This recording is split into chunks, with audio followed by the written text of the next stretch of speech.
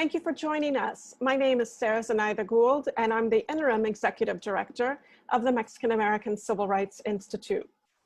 We are so pleased to present Dr. Cynthia Orozco, Professor of History and Humanities at Eastern New Mexico University, Ruidoso, and an expert on Mexican American civil rights history. She is author of No Mexicans, Women, or Dogs Allowed: The Rise of the Mexican American Civil Rights Movement. And this year, she has 2 new books out: Agent of Change, Adela Sloss-Vento, Mexican American civil rights activist and feminist in Texas, and Pioneer of Mexican American Civil Rights, Alonso S. Perales. She has also been a prolific contributor to the Handbook of Texas online, arguably one of the best public history websites today. We hope you enjoy the talk. I'm going to talk about the topic of Mexicans, Mexican Americans, and women and their history of civil rights in Texas. The first thing I want to do today is talk a little bit about what exactly is a civil right. A civil right is a guarantee of equal social opportunity and, a guarantee of equal social opportunity and equal protection under the law, regardless of race, religion, gender, and sexual identity, expression, preference, and citizenship. It is also the right to a full legal, social, and economic equality for individuals and groups. So what I want to do today is talk a little bit about this history as it has affected the Mexican descent community from the 1830s to the present. When we talk about political rights and political civil rights, we're talking about the right to vote, which means hopefully the absence of a poll tax, the absence of a white primary, the absence of harassment at the polls. It also means the right to a fair trial. It also means the right to serve on juries and the right to serve on juries with your own peers. It also means no redistricting and no gerrymandering when boundaries are being drawn. In the areas of employment and economics, it means the right to join a union. It means that jobs should not be defined by race, color, gender, age, or any kind of sexual identity. It also means equal pay for equal work. It also means the right to have toilets in the workplace. It also means the right to have equal property rights. It also means equal access to loans. On the question of immigration, it means also the right to an education. It also means the lack of detention and illegal mistreatment. It also means the ability to not be deported in an illegal way. With regards to social life, it means the right to have access to public accommodations such as hotels, restaurants, etc., not based on those key factors again. It also means the right to an education, meaning there should be no segregated schools. There should be equal access to sports in the case of gender. And in the case of housing, there should be no restrictive covenants in real estate agreements. With regards to the question of language and culture, it means that schools should not just be run in the English language. And when ballots exist, ballots should be in dual or multilingual. With regards to our bodies, we have certain rights over our own bodies. We have the right to not be slaves. We have the right to not be trafficked by people. We have the right not to be sexually trafficked. We have the right not to be victims of crimes such as lynching, random murders, anti-LGBTQ hate crimes. We also have the right to not have forced sterilization or any kind of eugenics testing on us. And we also have the right to not be raped, to not be sexually assaulted, and to not have any kind of sexual violence perpetuated on us. So therefore, we can say that yes, indeed, there are many, many different kinds of civil rights. And for the most part, the history of Mexican and Mexican-American women has been a history of significant violation across the decades. I'm going to start with the year 1836, of course. Before that, recognizing that we had numerous indigenous peoples in the area we now call Texas or Texas. Texas itself being, of course, the name of a significant tribe in East Texas. Of course, we all understand that Spanish colonialism impacted the area and that Spain colonized the area up until 1810. And then 1821, and then we, of course, see Mexico's rule over Texas. And then, of course, we have the Texas Revolution of 1836, where European Americans come in from the southern part of the United States and take over Texas. Now, we can begin to see major instances of racial violence being a major theme throughout both the 19th and 20th century. It is mostly aimed at men. Men are the primary victims of this racial violence. But anytime a man is impacted, that man typically has a mother, has a wife, has a sister, has a tia, has relatives that are also impacted. As early as 1836, after the Texas Revolution, Juan Seguin, the mayor of San Antonio, began to be a recipient of this kind of racial violence. And again, it's a continuing pattern. As we know, Texas became a state in 1845, and there were only 3 people of Mexican descent that were involved in the writing of the Texas Constitution. And even at that point in 1845, there was a strong attempt to totally disenfranchise, to take away a vote from the Mexican descent population. So again, we see that same pattern. Of course, we had the US-Mexico War from 1846 to 1848. Wars, again, mostly involve men, but there are typically also women and assistants. Women also are impacted by rape, which occurs during the US-Mexico War.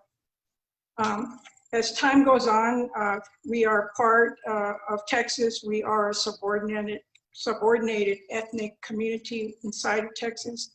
And in 1863, we see one of the earliest lynchings of a woman in Texas. It's actually the second lynching of a woman in Texas. In 1863, Chipita Rodriguez from San Patricio County is hanged for an alleged murder. The jury foreman was the arresting sheriff, so we can see that she did not have a fair trial. We also saw major examples of racial violence continuing into the 19th century.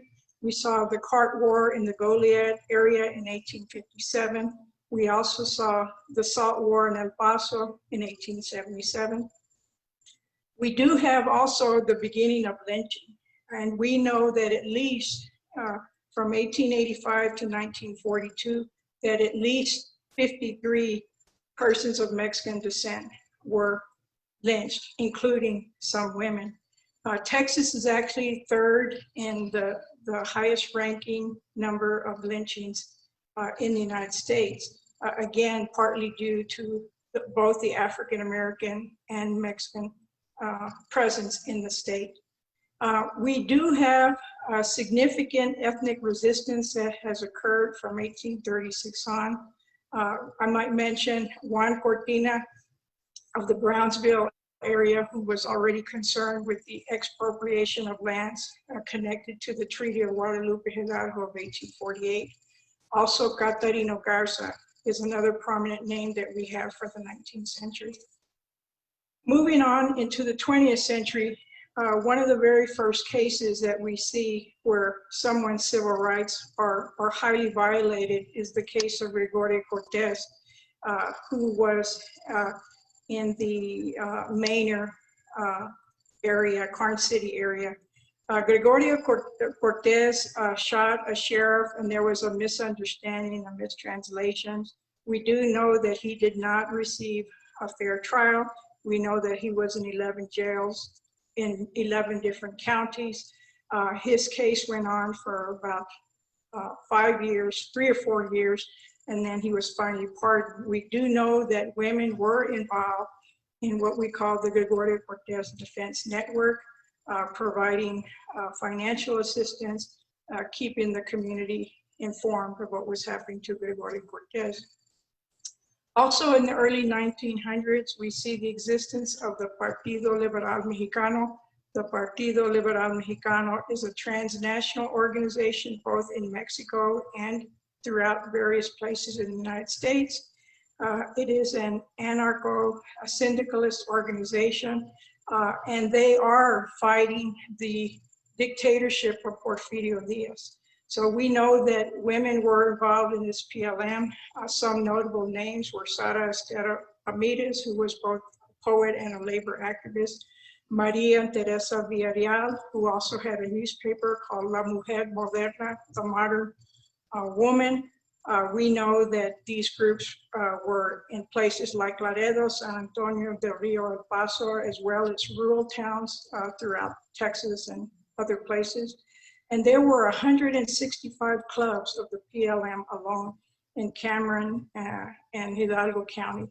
So we know that women here, either that are immigrants or born here in Texas, are also fighting against the dictatorship of Porfirio Diaz in Mexico, and they are fighting for men's suffrage. That's a very important point because women in Mexico do not have the vote till around 1958. As time goes on, we begin to see greater patterns of segregation. Beginning in the 1890s or so, we start to see school segregation, and we start to see the rise of English-only laws in the schools. Right around 1910, 1911, there are two major and brutal lynchings and murders of a fellow named Antonio Gomez and another one named Antonio Rodriguez. Antonio Gomez was a 14-year-old boy, and he was lynched, and Antonio Rodriguez was burned alive. The rise of this kind of racial violence, as well as the rise of the segregated schools, and the beginning noticing of the loss of the Spanish language, all these reasons gave cause to the rise of the first major civil rights conference by people of Mexican descent in the United States, and that is in Laredo in 1911.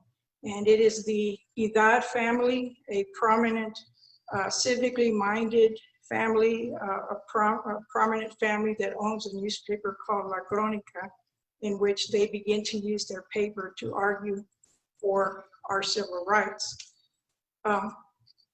This conference, unfortunately, was victimized by the times, meaning that there were no telephones at this time, the roads were underdeveloped, and it was very difficult for people to maintain communication and to maintain contact.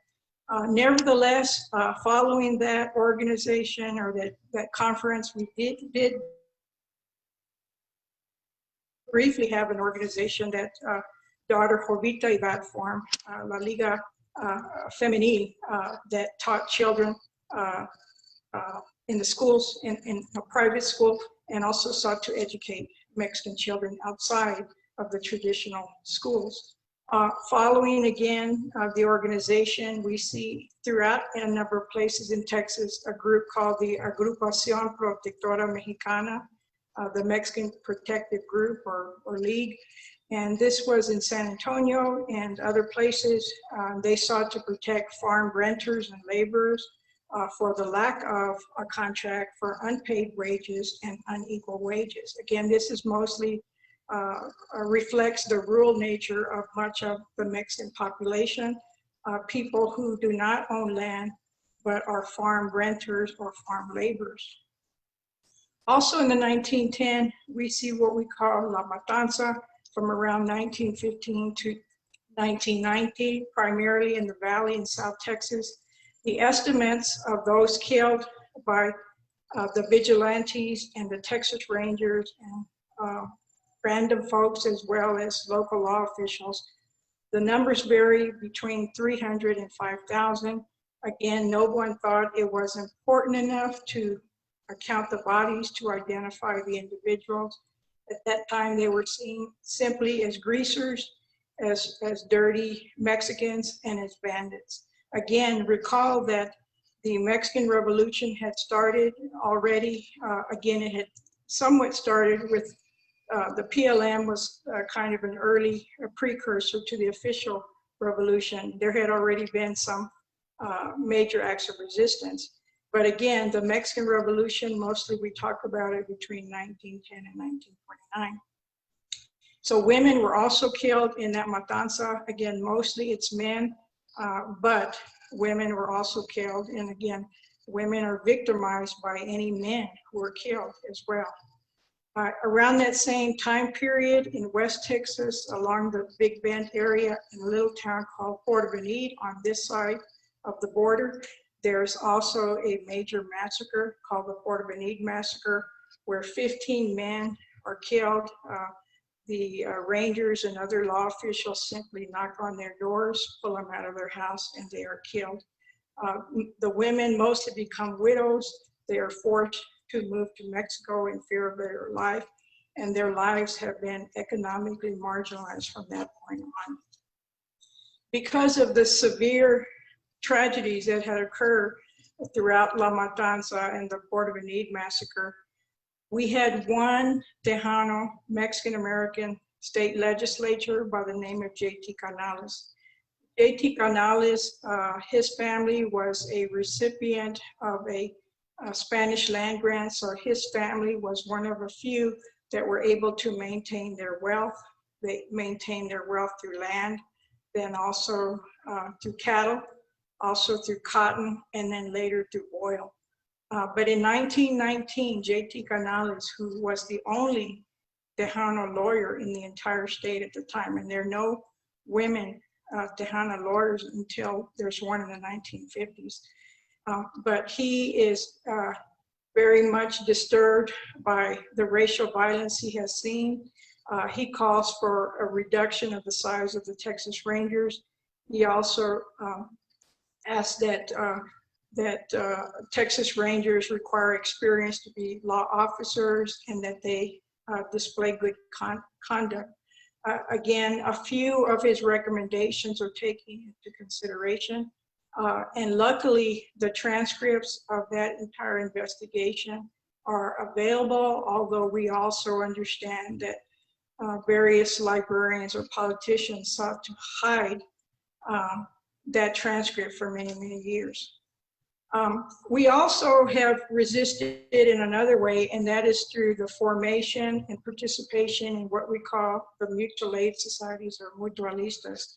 The mutualistas, the mutual aid societies, began in the 1850s, and their purpose is to serve any kinds of needs that the Mexican descent community might need. Again, whether it's loans, whether it's providing burials, whether it's providing assistance with food, whether it's providing assistance to anybody who was a victim of law enforcement and whose rights had been violated. So again, this is the most common organization that we have. Again, there is not really one singular mutualista that ties everybody together, and instead they're mostly rise locally. So they're dealing with local civil rights issues. We do know that in the 1890s, coming out of Arizona, we have the Alianza Hispano-Americano. It really is kind of our first national mutualista attempt. So the mutualistas are important. Again, they had started in the 1850s. In the 1920s, we know, for example, in San Antonio, there are about 10,000 members of the mutualistas. So you can see how common and how prominent there were. Likewise, in a place like Corpus Christi, there were 10 to 15. El Paso also had about 10. And in 1926, there was even in San Antonio something called La Alianza de Sociedades Mutualistas, an attempt to kind of unify all the various disparate groups in San Antonio. What we do know is that they mostly start out as male organizations, but by around 1920, about a third of them are excluding women, about a third are allowing auxiliaries, and about a third, the other third are giving women full membership. We actually even had a president in San Antonio of the Alianza Hispanoamericana in the 20s called Luisa M. Gonzalez. And again, so we do have women that are active in these mutual aid societies. Also in the 1920s, we see the rise of two kinds of organizations that the Mexican Consulate has formed. Now, the Mexican Consulate is in the United States in different cities in order to protect the rights of Mexican immigrants. And they're actually quite active in the 1920s, and they form what we call the Comisiones Honoríficos for men and the Cruz Azules, or the Blue Crosses for women. And we can see there is that tradition of what we call homosociality, or men with men and women with women. And that has typically been a detriment to how most of this organizing has occurred. And I would argue that that gender segregation has often led to the marginalization of women. Well, these comisiones honoríficos and the Cruz Azules are also tackling questions of random killings and unfair trials, and again, mostly for the most part local. Now, unfortunately, the mutualistas are going to be subjected to the Great Depression. And of course, the Great Depression starts in 1929. People have very little monies. It is a very difficult time, and only a few mutualistas continue after 1940. At the same time, also in the early 20s and up until the early 50s or so, we have a new group that is formed, and it's called the Spanish-Speaking Parent-Teacher Association. We actually had a good number of Mexican women who had come to the United States as immigrants and brought their Spanish language and knowledge of history and culture with them. And they had, some of them taught in private schools. And again, the idea was to help students improve or speak better Spanish, also to perhaps give them a platform from which to begin to learn English. They also taught Mexican history, Mexican culture. So these were important organizations. But the Spanish-speaking PTA really was connected to the public schools. Now, after 1915 in the United States, it became federal law that all children had to attend schools. And again, before that, the idea was that children mostly had to be working to help the family. And so the state, the government did not really enforce school attendance. But after 1915, students are by law supposed to be attending school, although we do know that there were significant exceptions made for children in farm worker families. The growers would typically appeal to the local school boards to get the children off so that they could help pick crops.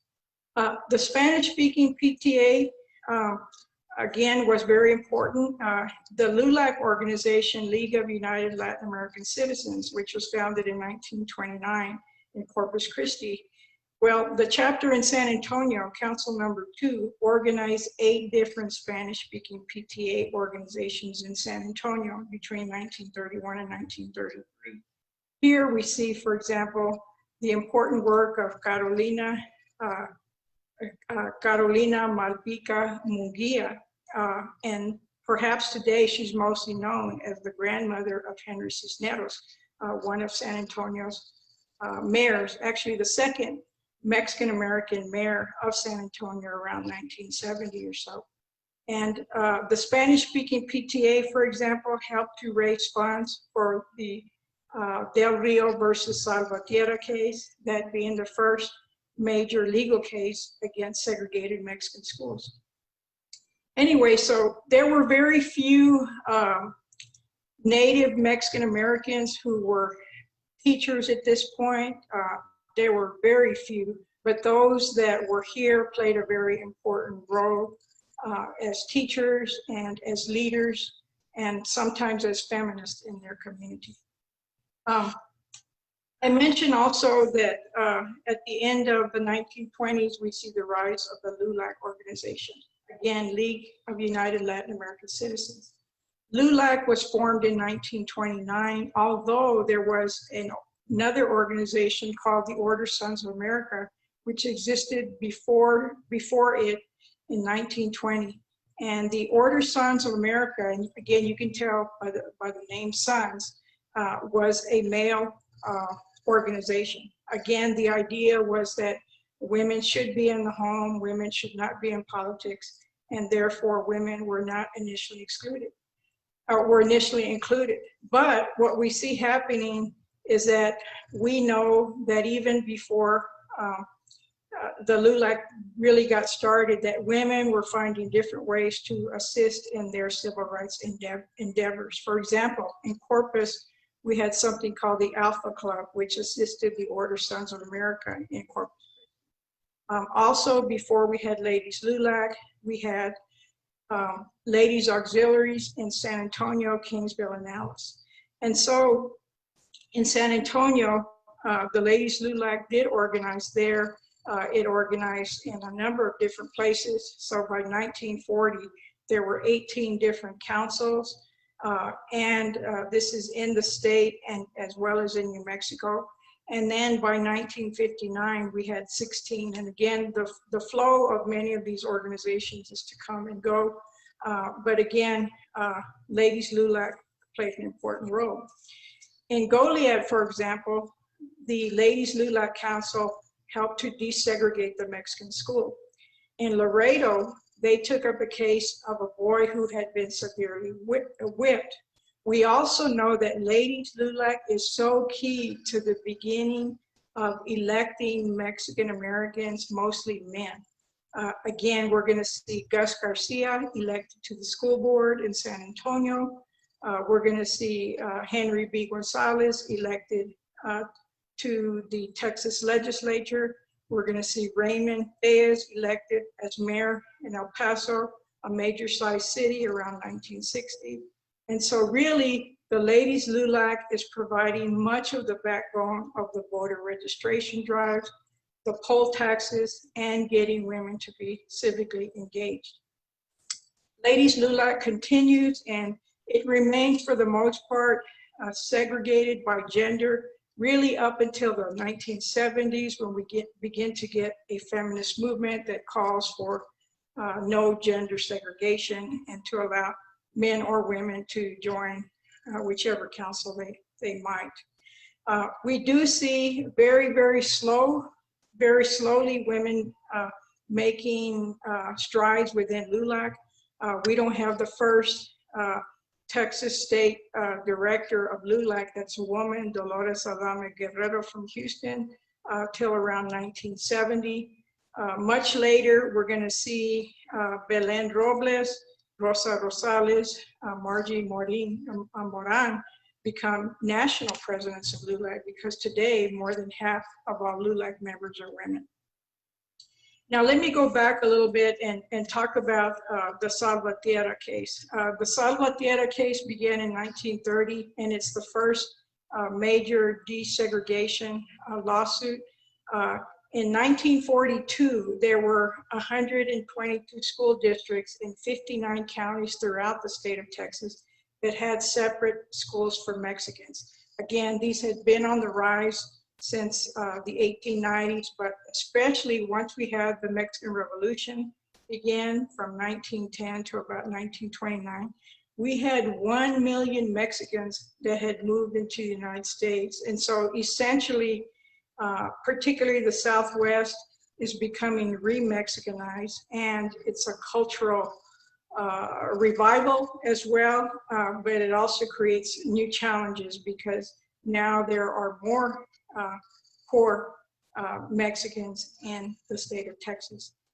For the Salvatierra case, we know a woman named Adela Sloss-Vento who lived in San Juan in Edinburgh. She helped raise funds for this. As I mentioned, also the Spanish-speaking PTA raised funds for the Salvatierra case.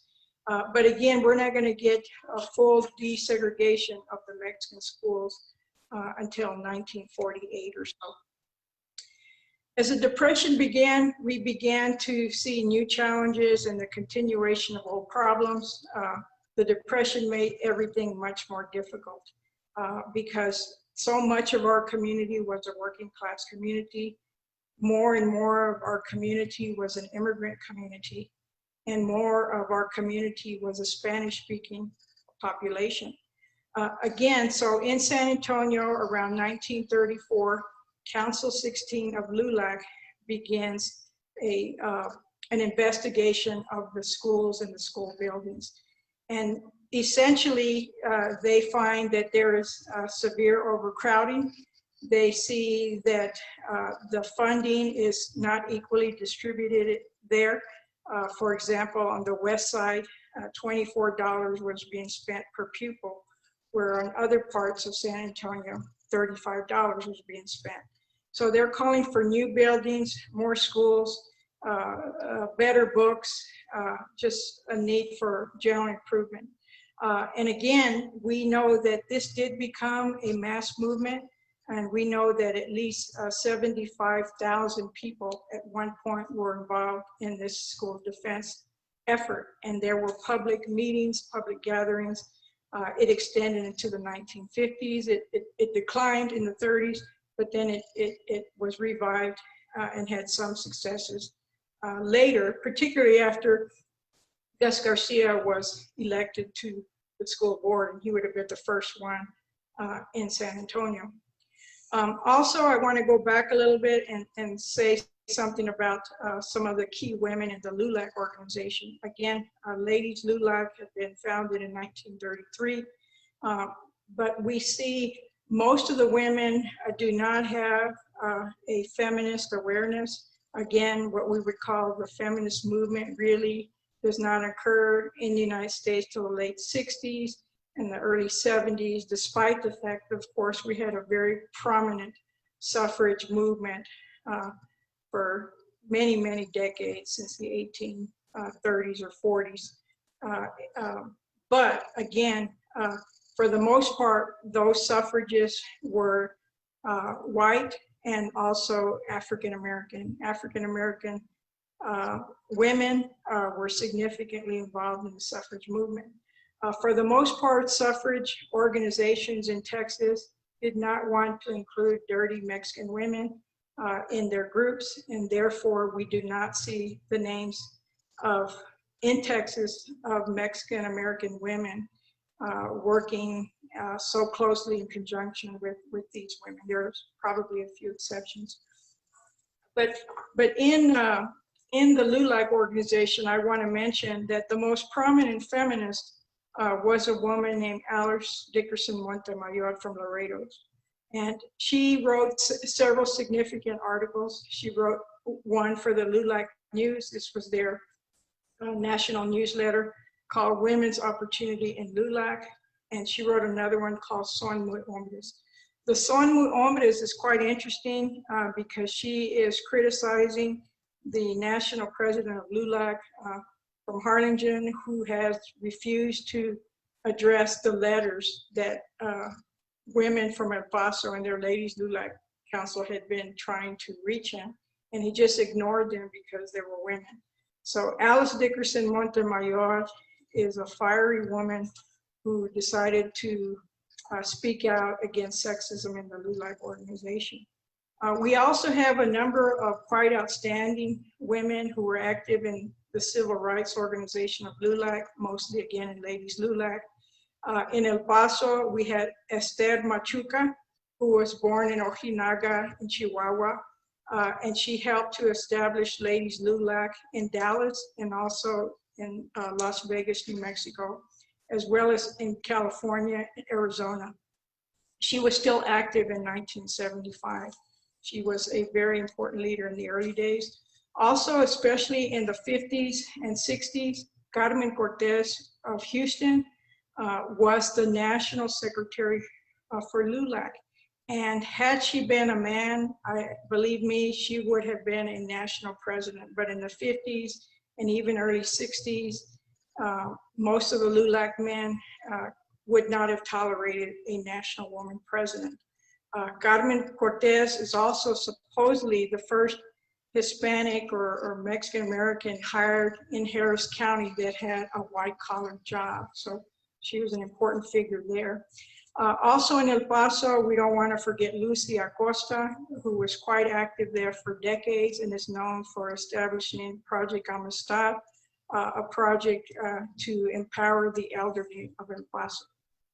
Likewise, in Austin, Texas, we have Consuela Herrera Mendez, who was originally denied a teaching job in Austin because of her race, but became a major activist there, particularly in the poll tax drives and trying to elect Mexican Americans to office, and also testifying in an Austin school desegregation case. Perhaps the most amazing of all these people who was not a LULAC member, but actually an ally of LULAC and never a member of Ladies LULAC, was a woman named Adela Sloss-Vento. Adela Sloss-Vento raised funds for the Salvatierra cases. She wrote articles against segregated public places. She argued against the exploitative wages of farm workers and the exploitative wages for the braceros being Mexican immigrants who were here from 1942 to 1964, that the US government and Mexican government allowed agribusiness to exploit them. Also in the 1940s, she played a key role in lobbying for major attempts to have an anti-discrimination bill introduced in the Texas state legislature. Another particularly important person, particularly for San Antonio, is Emma Tenayuca, who in 1938 was involved in what we call the Pecan Show strike. Again, we know that she had already been involved in the Fink cigar strike, in which women saw significant police abuse. We also saw that police abuse in the Pecan Sheller strike. Again, we saw that these women were not at the time yet receiving minimum wage. The minimum wage law was passed, but unfortunately, the business mechanized, but the idea, the question of minimum wage was brought to the forefront, and it is perhaps the largest Mexican-American strike of the 1930s. In the 1940s, we see some federal legislation. We see the Federal Employment Practices Commission, and initially it is the African American community that initiates this, but very readily we have people such as Dr. Carlos Castañeda, a professor at the University of Texas at Austin, Senator Dennis Chavez, Alonso Perales of now of San Antonio, MC Gonzalez now of San Antonio, arguing for extending this to protect Mexican and Mexican-American workers as well. So the idea was for wartime industries, government, employers, and unions not to discriminate against workers. Those problems that they saw was a refusal to hire, the refusal to train, the refusal to upgrade, and dual wages, meaning one wage for white people, another wage for Mexicans, and as well for other people of color. This particularly impacted the oil refinery and shipbuilding industries. So they're not looking at gender discrimination, it's just race discrimination. But again, this is important because women are connected to men and their families. As I mentioned, in the 1940s in Texas, we also have the attempt to create anti-discrimination bills in Texas. Again, we might have had one or two Mexican Americans in the Texas legislature, but there are some bills that white allies introduced.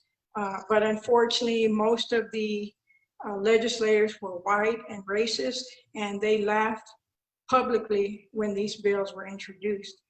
We do know, again, Adela Sloss-Vento wrote letters to legislators. We also know that a group called the Mexican American Women's Victory Club also wrote them. Again, this is during World War II. So these are some actions taken by women on the home front at that time. School segregation for the Mexican descent people finally ended with the Delgado versus Bastrop case in 1948. And again, Delgado was a woman. It was Minerva Delgado and 20 other parents that filed this lawsuit. And this is the key lawsuit that leads to the end of the Mexican schools in Texas. There were also other issues at hand. For example, in 1957, there was Hernandez versus Driscoll case. And this was a particularly interesting case.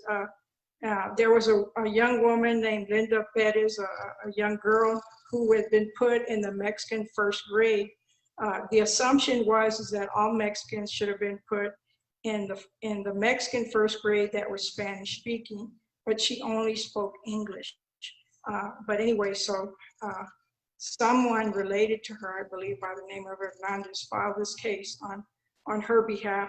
And after this ended any kind of connection to language and the pedagogical explanations for why Mexicans were being put all in the same classes.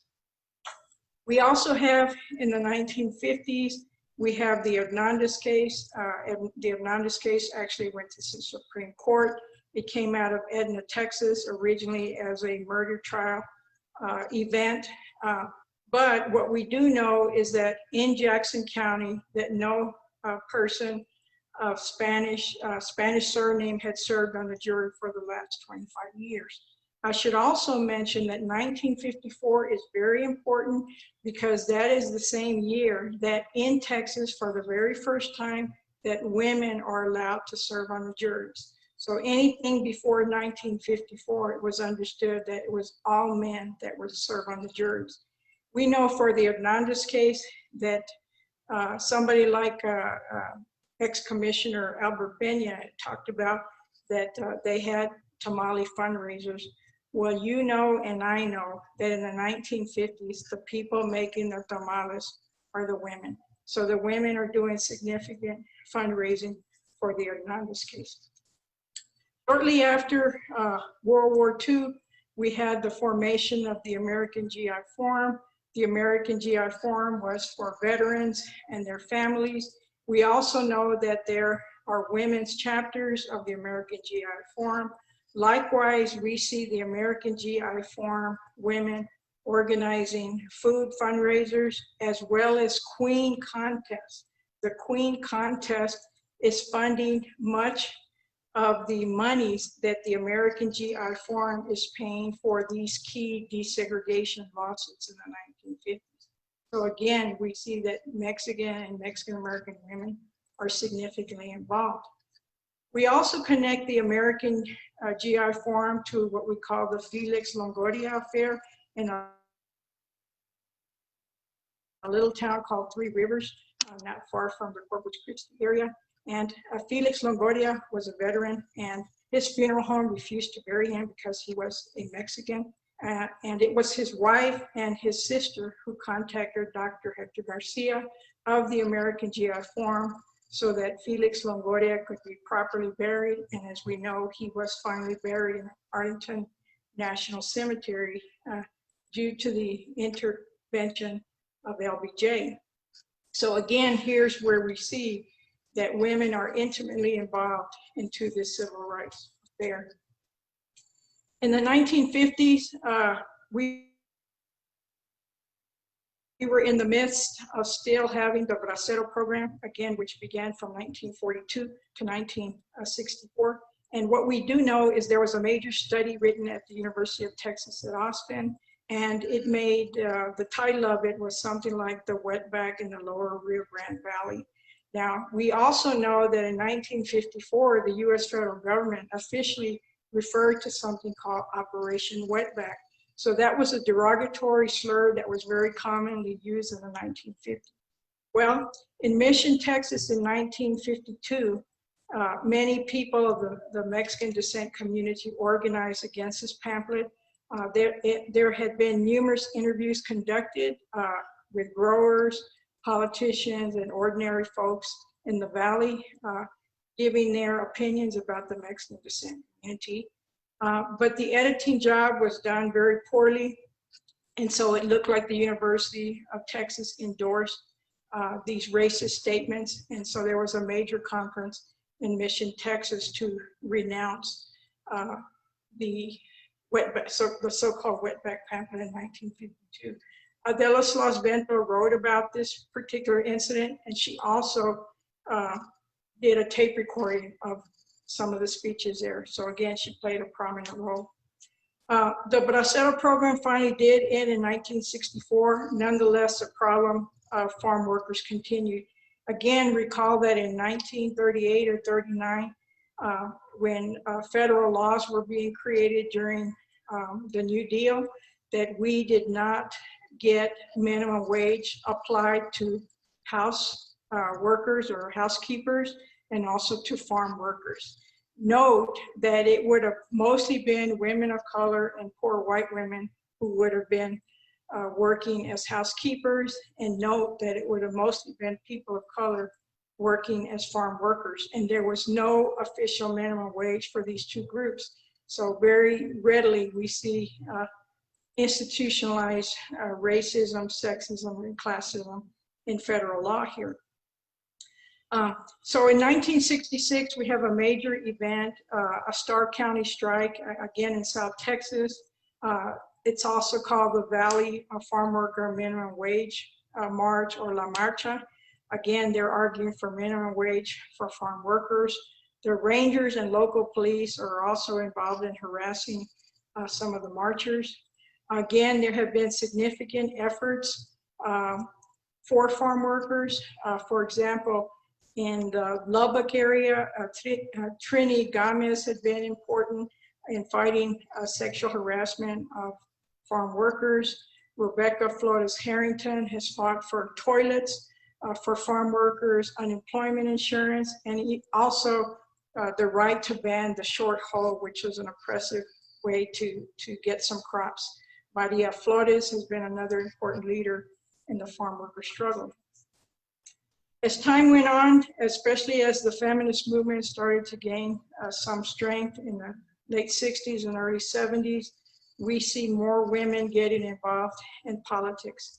Again, we see the rise of the Raza Unida party, and with that, we see an organization called Mujeres por la Raza.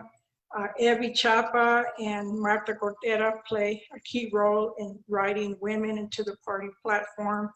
We see Virginia Muskies run for the Texas legislature in 1964. The Mujeres group is in San Antonio, Austin, Houston, Dallas, Laredo, Corpus Christi, Crystal City, Temple, and Merced.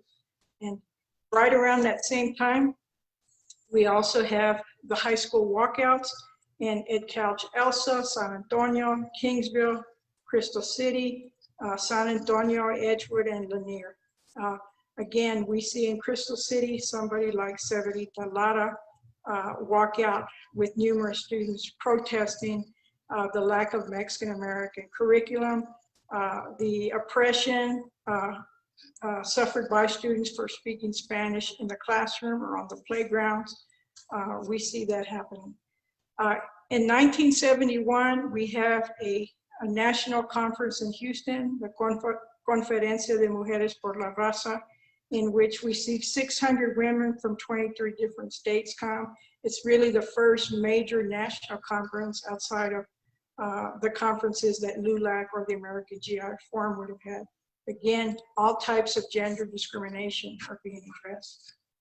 By the 1970s, we see the formation of the Southwest Voter Registration project in San Antonio.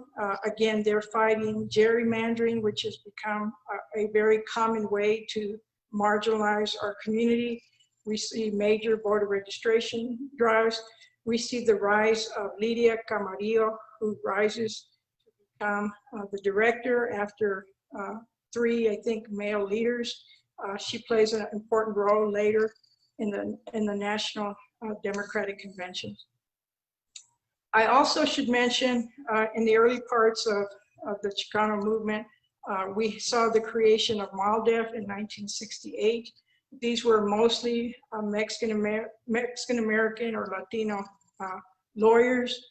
Again, that tradition had been started by the LULAC with MC Gonzalez, Alonso Perales, and J.T. Canales, all who were active in that Salvatierra case. And they were doing this legal work, people also like James de Anda. Really, however, we didn't have a Tejana lawyer until the mid-50s with Edna Cisneros from the Falfurrias area. She was the very first Tejana to get a law degree, and then not until the late 60s do we see a woman out of Dallas become the second one. Well, another key person was Vilma Martinez, and she was connected to MALDEF. And in 1974, she helped to create the Chicana Rights Project. And they dealt with discrimination in employment and health, and even discrimination by the CETA program, a federal job employment program. They also dealt with sterilization, abuse, and unemployed benefits for pregnant women. So again, a very important person with Vilma Martinez.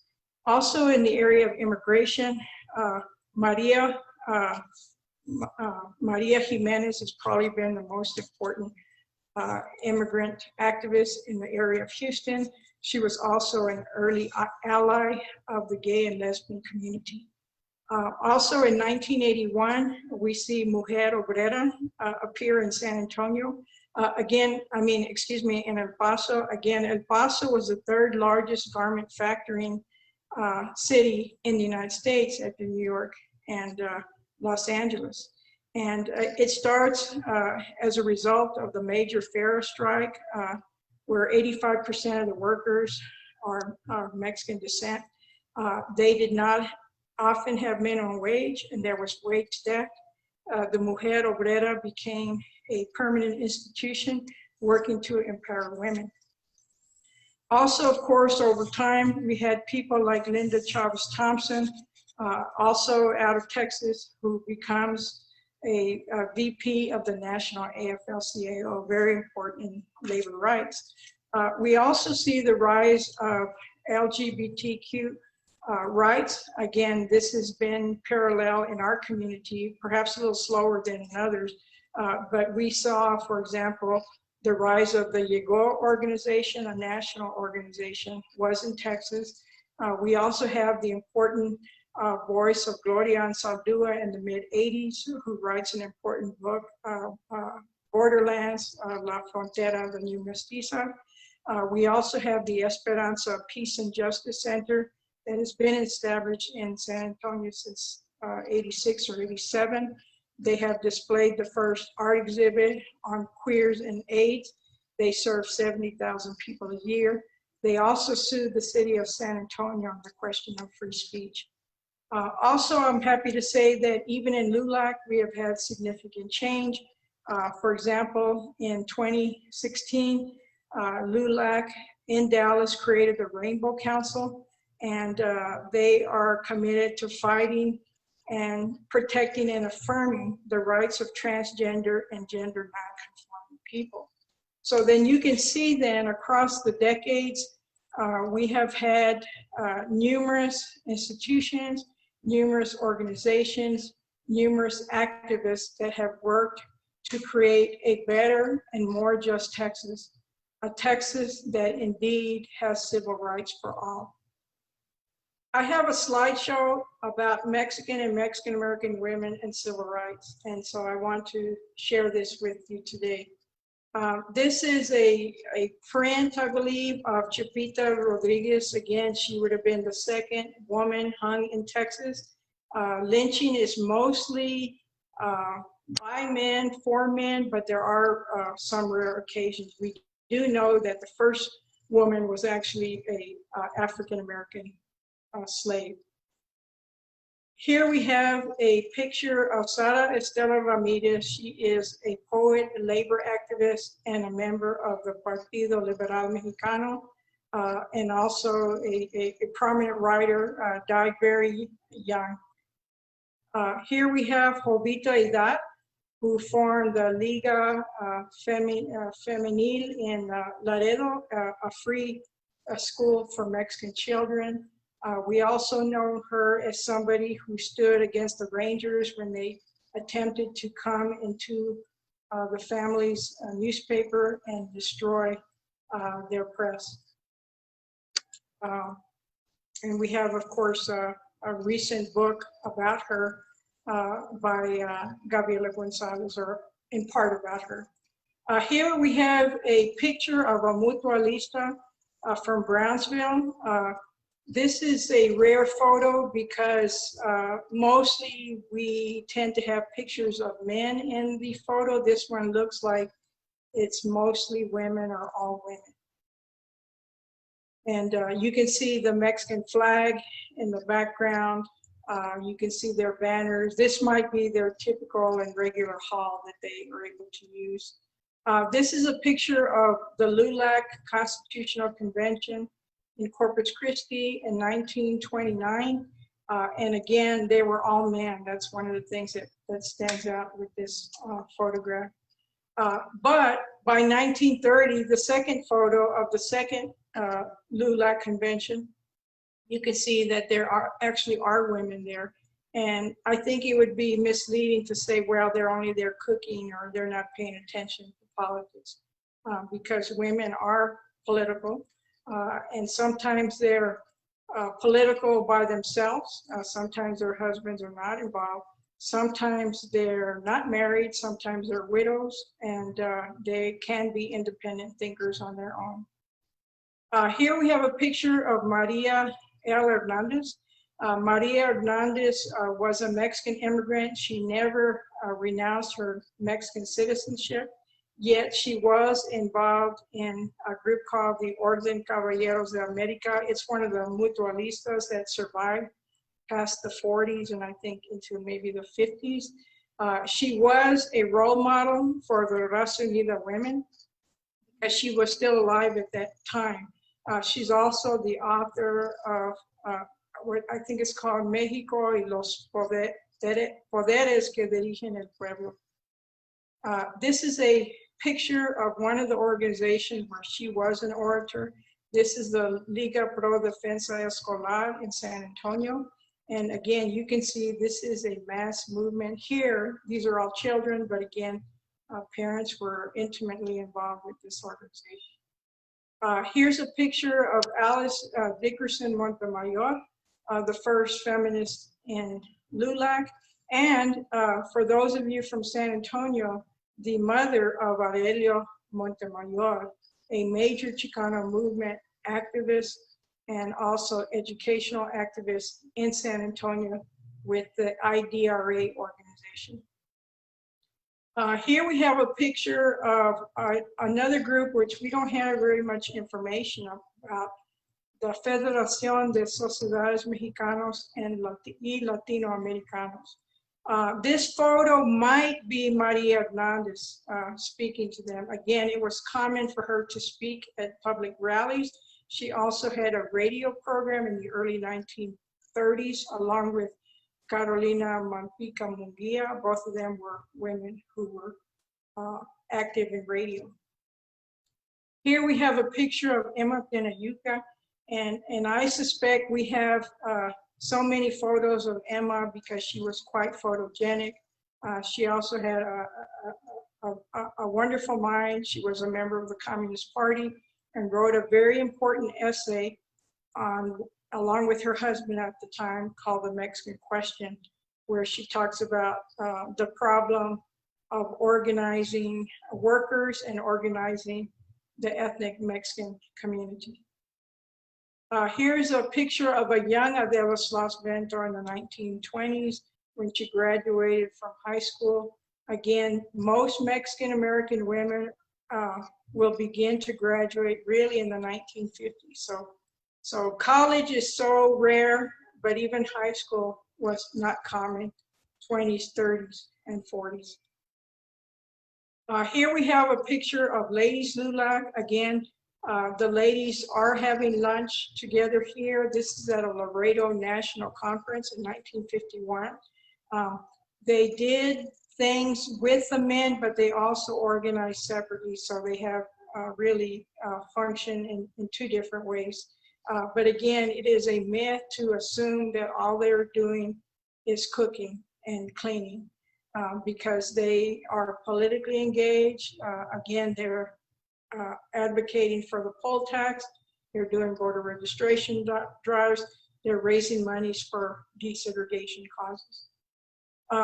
The women of the American GI Forum were also organized. They even had some kind of national women's conference very early on. I think it was in the 50s. And one of the key persons involved with that is the sister of Dr. Hector Garcia, Dr. Clotilde Garcia, who is a medical doctor. Again, her mother would have been one of those extraordinary Mexican women teachers in Mercedes, Texas in the 1920s. And she is a medical doctor. Also, she became head of the Viva Kennedy, Viva Johnson, the ladies group for that. And she's also at some point a divorced woman. So she has to be contended with as a medical doctor, a divorced woman, and a strong woman. Here we have a picture of Consuela Herrera Mendez. She is the woman who was denied a teaching job in Austin originally because of her race. She finally did get a job with Austin, and she was quite active in politics at the local level in Austin as a Ladies LULAC member. Here we have a picture of Edna Cisneros, who is the first Tejana lawyer from the Falfurrias area. The articles written about her in that time described her cooking and her hair and her appearance. Again, there was significant prejudice against women lawyers at this time. This is Esther Machuca from El Paso. Again, she is a key person. She helps to get Alice Dickerson Montemayor involved in LULAC.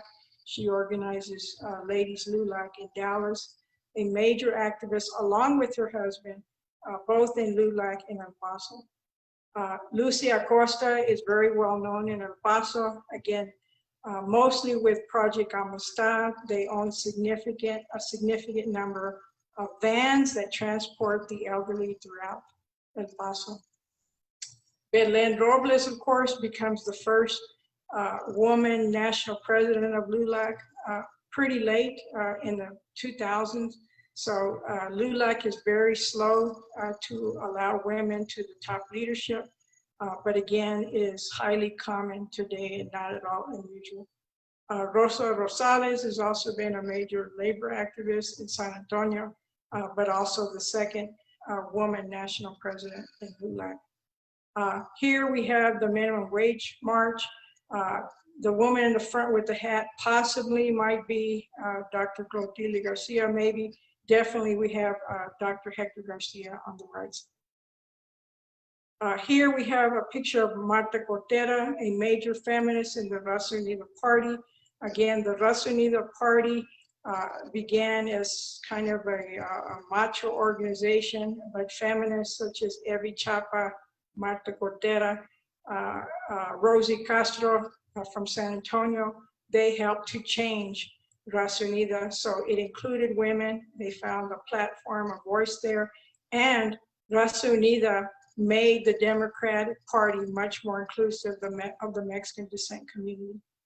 Here we have Vilma Martinez, who was from San Antonio and took on the Chicana Rights Project and was an early Chicana lawyer. Here we have Rebecca Flores Harrington, who has been a major organizer for the farm workers, particularly in the Valley over the decades. Here we have Maria Jimenez, a major immigration activist in Houston as well.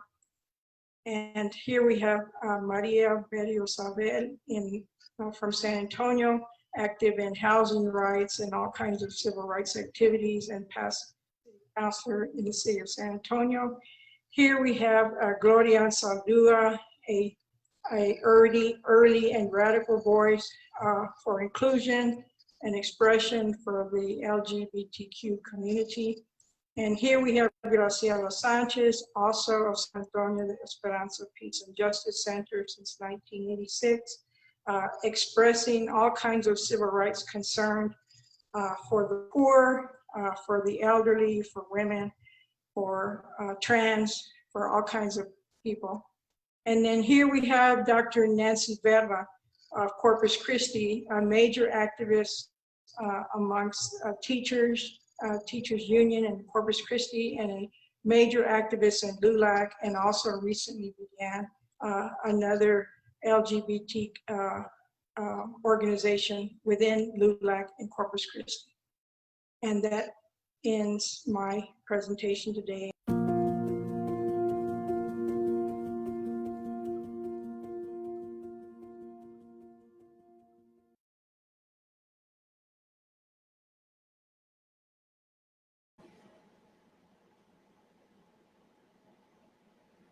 I believe that we are live now. We still have some questions for Dr. Orozco. First of all, Dr. Orozco, I want to tell you that we had over 100 people watching your presentation, which was very exciting, and they were watching from all over. They were watching from Deer Park, Texas, Sacramento, California, Michigan, San Diego, Plano, Texas, Dallas, the RGV here in Texas, and of course, San Antonio. So we want to thank all of those people for tuning in. I want to just start by saying at the beginning, I introduced you and I said, Dr. Orozco is an expert in Mexican-American civil rights history, and that is no joke. I mean, you are just an expert. And I'm just wondering, several people were asking about books, and you've written those books. So I was wondering, could you talk a little bit about the books that you've written? Yes, perhaps the most important book that I've written is the No Mexicans, Women or Dogs Allowed, The Rise of the Mexican-American Civil Rights Movement, that was published by UT Press in 2009. I'm very proud to say that that book is about the history of the origins of the LULAC organization, which had been founded in 1929. And imagine that it took so many years, decades, in order to get a history of how the LULAC organization, which really is the preeminent Latino civil rights organization of the 20th century, to have that written. I'm also proud to say that it is the best academic selling book for UT Press between 2010 and 2020. So if you don't have your copy, be sure to get it. It's got wonderful photos. It's got history of not only the racial, economic, social background, but also biographies of some of the major founders. Another book that I have recently finished and that was published this January is called Agent of Change, Adela Sloss-Vento, Mexican-American civil rights activist and Texas feminist. That was also published by the University of Texas this year. And Adela Sloss-Vento, as I mentioned in the program, really is probably the most active writer about Mexican-American civil rights movement, definitely before the Chicano movement. And she also wrote about the Chicano movement. She wrote essays in favor of bilingualism. She wrote essays in favor of the student walkout in Elsa Edcouch. She wrote against exploitation of workers in agribusiness. And so she's spanned really what I call the Mexican-American civil rights movement, which in Texas we basically date around 1920 until the early 60s. And then she also spanned the Chicano movement from the 60s to the late 70s as well. I should also mention that I'm waiting for the page proofs to arrive for the other book that I've been working on Alonso S. Perales, pioneer of Mexican-American civil rights.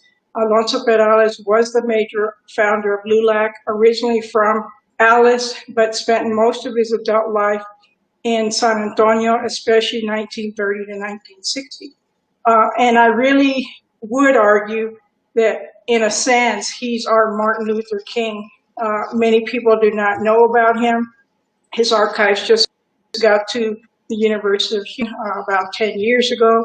And so this, after the book that Adela Sloss-Vento wrote about him, because there were colleagues, there were co-activists, this will be the first major biography of Alonso Perales. Wonderful, thank you. So everyone, check out those books.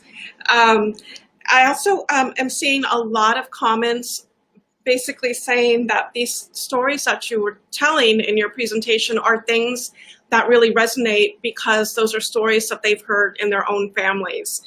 People are talking about the stories of injustices, such as name calling, such as discrimination at the polls, such as not being allowed to speak Spanish, as well as being shamed for only speaking English. Yes. That double whammy there. So I think people are just very grateful to have heard your presentation. So now for some questions. Okay. First question. People are becoming more aware about state violence against African Americans now. How do we increase knowledge about state violence against Mexican Americans? How do we increase? Yeah, increase knowledge about that. Okay, well, first of all, I think the creation of your Mexican American Civil Rights Institute, as you know, is long past due. We have really not had an institution that could help us get our stories out on a regular basis. Of course, we have had much success in the last 10 years or so in participating and belonging to the Texas State Historical Association. I was actually one of the early participants. As many of you know, I wrote 80 articles for their Handbook of Texas. I started as a graduate student. But the Texas State Historical Association is mostly a conference that happens every year. In addition, of course, it has the handbook, but really no true institute in Texas or really anywhere in the country is permanently there to address our history on a regular national basis. So this is wonderful that this institution has been created. I see people in Houston also beginning to move their history forward in permanent institutions. So we need permanent institutions. I also see that it's wonderful that we're making greater use of the internet and Facebook in order to get our stories out. We have so much history that is now written. I would say 30 years ago, we didn't have a lot of knowledge about our own history. Now we have so much. The question is now, how do we get it to the schools? How do we get it to the children? How do we get it to ordinary people? Mm-hmm. Yeah, absolutely. And I'm glad you said that, because one of the things that MACRI is working on is helping teachers develop curriculum that is aligned with what they're required to teach, but that will incorporate Mexican American civil rights history. And I also want to mention that the Museum of South Texas History, along with UT in the Lower Rio Grande Valley, both in Edinburgh and Brownsville, they have a big grant, I believe it's U.S. Education Department, that they're calling Nuestras Historias. And with that particular group, I am doing 3 talks and 3 curricular projects, one about LULAC and the Valley, another one on Adela Sloss-Vento, and another one on my mother. My mother from Puerto, Texas, originally from Cerralbo, Nuevo León, grew up in Mercedes, and then we ended up in Puerto, that's where I was born, was a local activist. And we know in the small communities, it is so difficult We don't have the resources. We didn't have the lawyers. We didn't have the business people. And so the local rural struggles are to be commended for the very difficult work in so many of those small towns. Mm-hmm. That's wonderful to hear. Another question. What's happening with Mexican American civil rights today? Well, I think all we have to do is turn on our TV right now to see what's going on with attempts at voter suppression. Again, this is a very challenging election, and we're seeing that there are attempts to disenfranchise. So it's a similar pattern. We've seen that over and over again.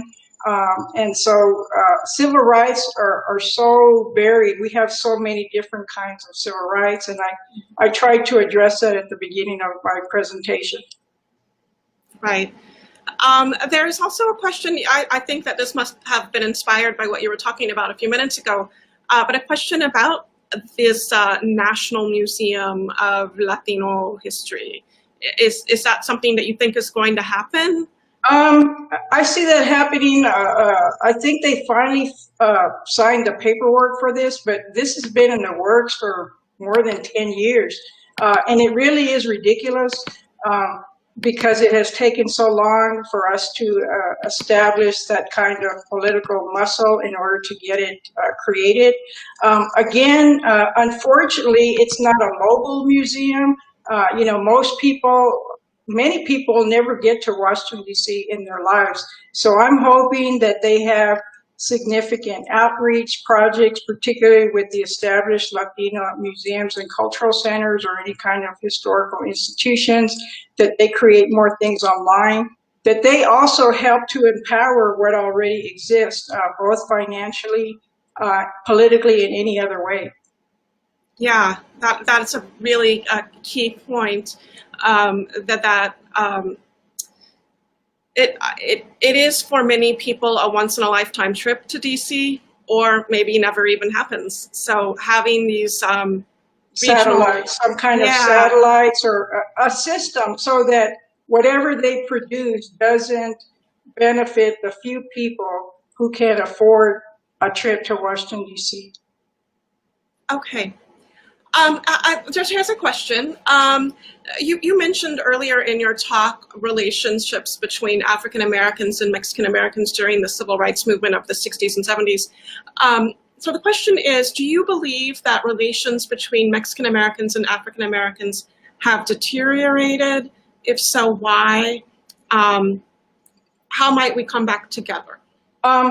I would say there's a long history of non-familiarity with one another. There's also a history of racism on both sides. I would say from our side, from the Mexican or Latino side, we may have that history of the caste system that comes out of Mexico. We also have the anti-African American, anti-Black sentiment that we get as Americans. From the African American side, we may get the anti-immigrant component of that.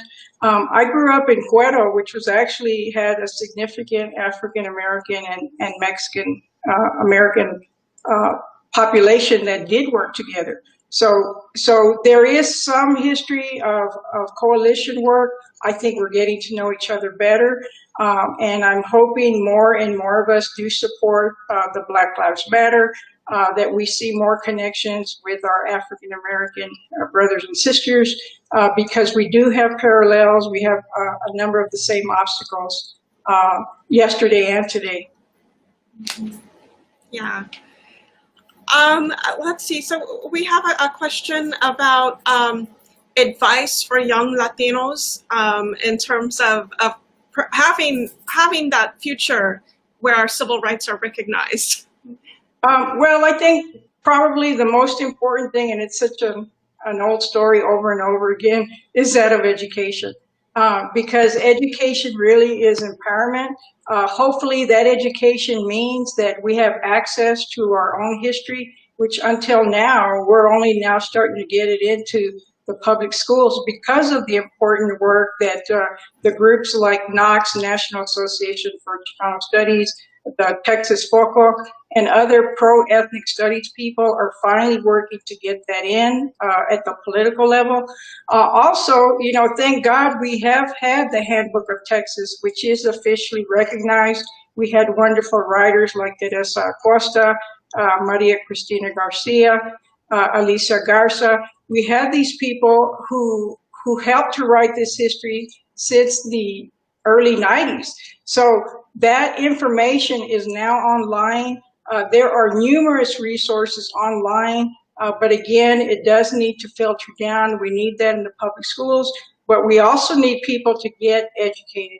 That means we need them to pursue college. We need them to have those college level classes that have integrated art history, not just in segregated Chicano history classes, but also in US history classes and any other kinds of classes at the college level. So empowerment still is about education. I also always advise young people to pay attention to finances because money is power. It's power at the individual familial level, but also at the community level as well. Right. Okay.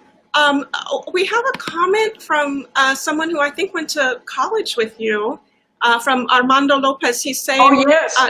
Dr. Yes. Orozco, I remember attending a class with Dr. Americo Paredes, who encouraged all of us to write our stories and to document our history. Yes. And he asked if you could describe the inspiration you found in his class. Well, I think more than anything, Dr. Paredes, Americo Paredes, made us proud of being Mexican. And again, before many of us went off to college and had access to Chicano Studies, we didn't have that.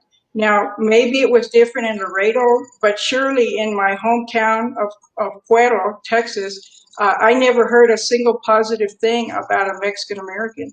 And the only person that really I heard that positive knowledge from was my mother. And again, my mother was fortunate because she attended an Escuelita little school in Mercedes, Texas. Probably her teacher was the mother of Dr. Hector Garcia. So my mother was an educated woman. She graduated from high school in the 30s, which was unusual.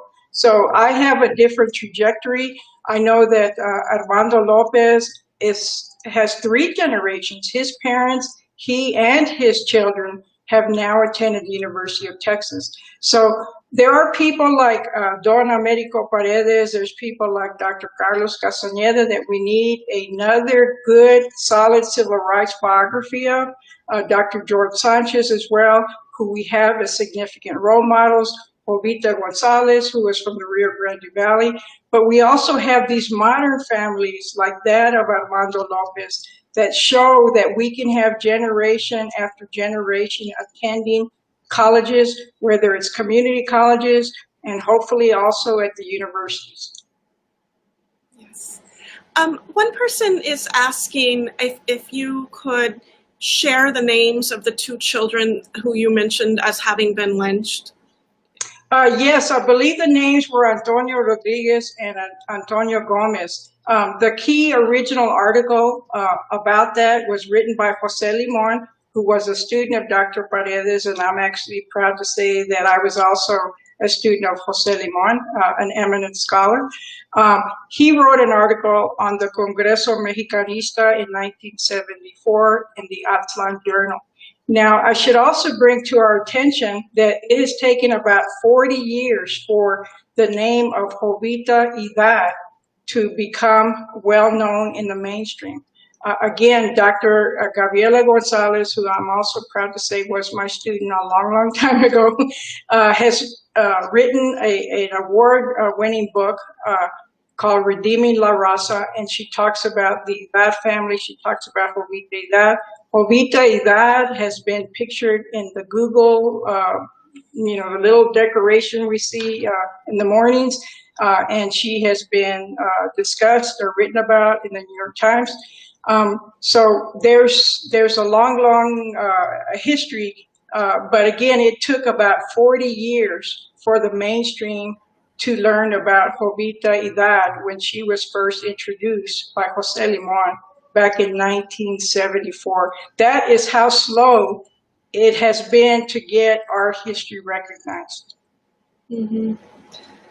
And I'm glad you mentioned Dr. Gonzalez, because I think she's here asking you a question. She wants to know what motivated you to become a historian?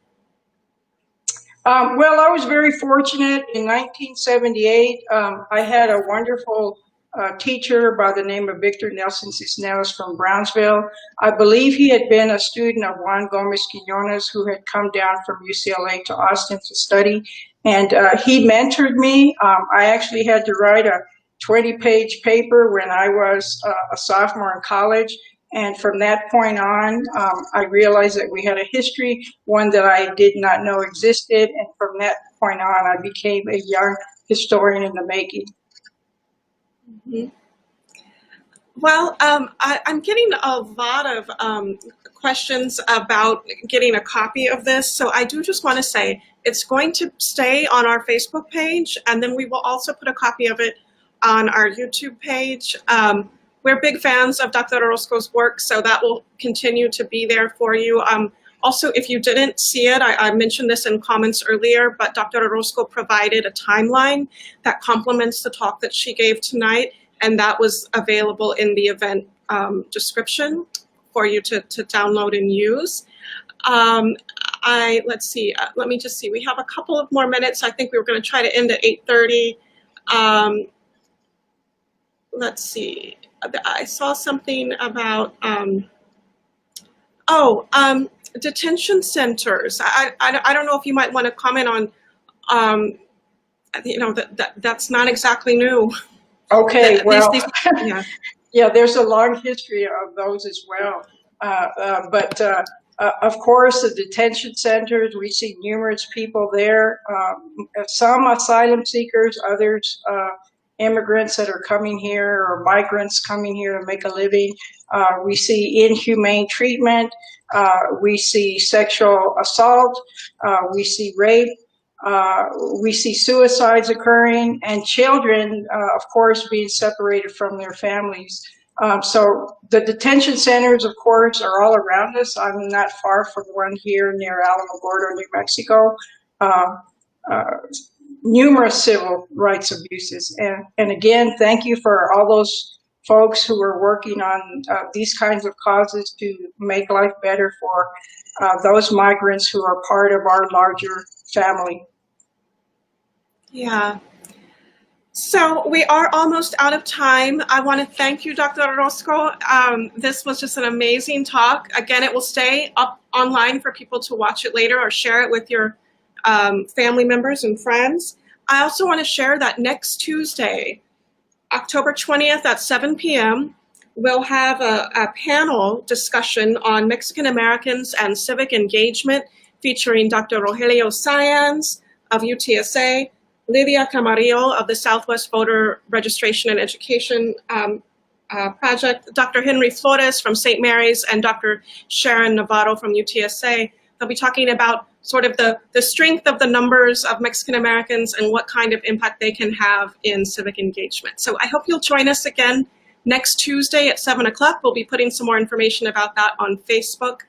And thank you, Dr. Orozco. Thank you, and thank you for this opportunity. I had never put all this together before, so thank you for the opportunity so that I could learn some things myself. Thank you.